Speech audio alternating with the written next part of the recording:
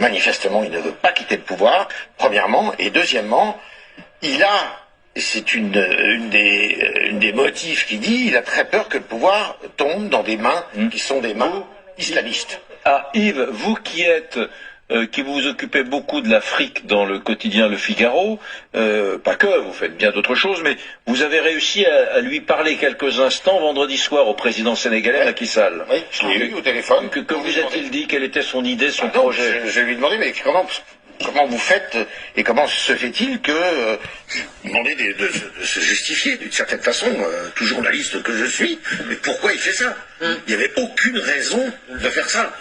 En plus, Macky Sall est précédé d'une république. Normalement, d'un point de vue constitutionnel, après 12 ans de pouvoir, en avril, le 2 avril prochain, il n'a plus le droit. Il n'a plus le droit d'exercer le pouvoir. Donc, le fait de repousser... C'est pour ça qu'il demande le vote.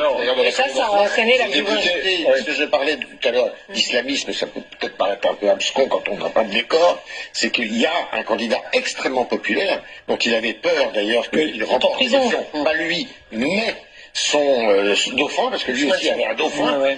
Un type qui s'appelle Ousmane Sonko, qui était en prison, qui n'avait pas le droit de se présenter, mais avait désigné un dauphin qui montait considérablement dans les sondages, et qui